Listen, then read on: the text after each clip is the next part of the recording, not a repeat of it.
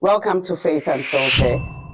Today we're going to have a look at one of the major pillars in marriage and in relationship, which is communication.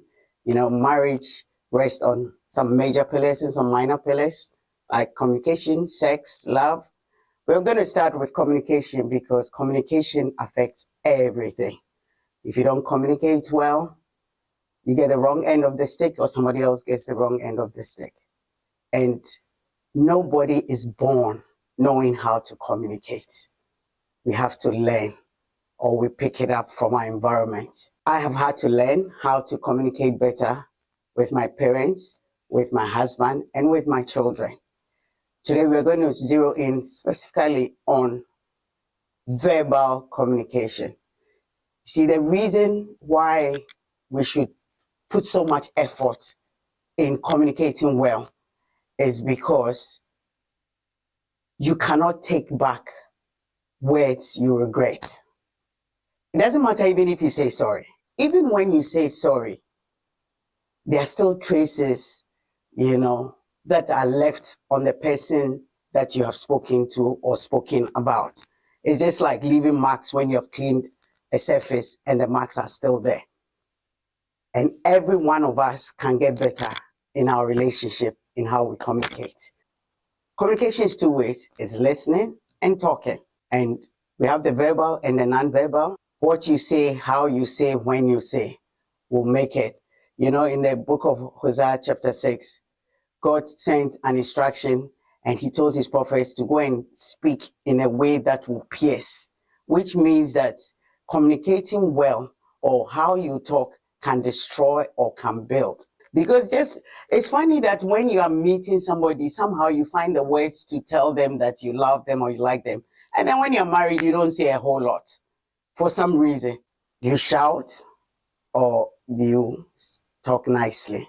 If you are not aware of the impact of communication on your relationship, you will always mess up. One of the decisions my husband and I took was the fact that when you're angry, don't talk. When you calm down, you talk. And that has really helped us. In fact, in my household, I think my children think their father and I have never quarreled or had issues, but it's not true. But it's because we've learned how to communicate well and be mindful of what we say, when we say, and how we say it.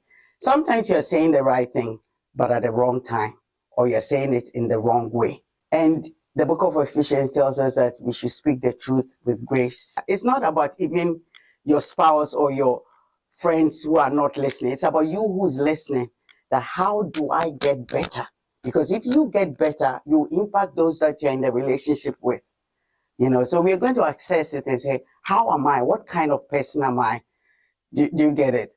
Do I, just say everything that comes to my mind, or do I think through what I'm saying? Do I listen when others are talking? Or I just ignore them, just waiting to say what I have to say? How do you know whether you are listening when somebody is talking? It's by the responses you give. Do you get it? So if you are not listening, you can't even have a follow-up question. You can't answer what they're saying properly. Because a lot of the time in marriage and in relationship, we are just hasty and in a hurry to have an answer, to have our point across, to have our way. One of the things I always say is that babies should not marry. Children should not marry. Why? Because children always want to have their way. Babies don't even know how to communicate. They get it. If they want to eat, they cry. If they are tired, they cry. If they've messed up themselves and need a change, they cry. They don't know how to communicate. So when you marry and every time, you're crying, instead of saying what your problem is, you're crying.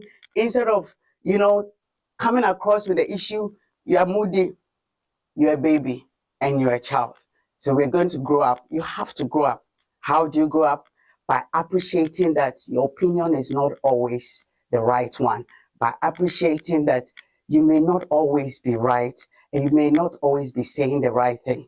And also analyzing how you talk. Do you understand? Where you talk. And sometimes you would know, because maybe even before you got married, just in friendships, you realize that among your friends, everybody's either scared to come to you. You don't insult your spouse in public or when you have guests. And you see, the only way you will stop doing that is that you shouldn't do that when you don't have guests. Whether there are people around, children around, nobody is there, treat your spouse with respect. Treat your spouse with honor. When you have that mindset, you're also careful how you talk. All of us have our temperaments. Somebody will say, I'm choleric, and I say what is on my mind. I say how it is, but you've got to be careful. And you learn. You know, I'm married to a pastor.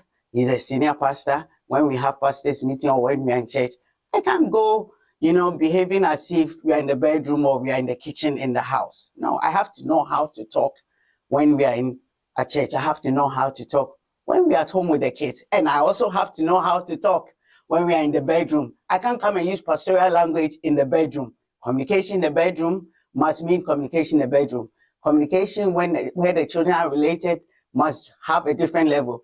Communication in church, I can say, my Reverend, how are you? Reverend, what do you want? Yeah, I can't call him Reverend in the bedroom. I'll cause problems. I hope you're understanding what I'm saying. Yeah, it may sound funny, but the reality of it is that when we are able to get our points across such that the other person can hear and understand and listen, we'll always have great results in our home. You realize that you are not afraid to talk about anything. You are not afraid to share your insecurities. You are not afraid to share your pain. Even when you have been hurt or offended, you come to the place where you can say, that was not nice, or I didn't like that, without it blowing up into fireworks. A lot of relationships and marriages break down because we are not able to get our points across well. And depending on our cultural background or our upbringing, we may have seen our parents always quarreling, or we may have seen our mom or, dad never saying anything, and one person just being the one always talking and in charge. If you're not careful, you will also carry it into your home. You will also carry it into your relationship. Sometimes ask your family, ask friends, ask those around you. Do you understand? How do I come across? Am I intimidating when I talk? Or am I extremely timid? It will help you get better, because being too timid is a whole new story that we'll talk about. But being also too aggressive, you just want to be able to come across as somebody who can be relatable. Do you understand? Somebody that's, when people don't communicate well, husbands don't want to come home, wives don't want to come home, children hide. The mouth has a way of controlling the whole body, the tongue. So when you watch it and you manage it well, you are sure to succeed. If you love your husband, say it. If you are sad, say it. If you love your wife, say it. There's nothing like too much I love you. Do you understand? But less quarrels, more joy. The Lord bless you and keep you. Take care.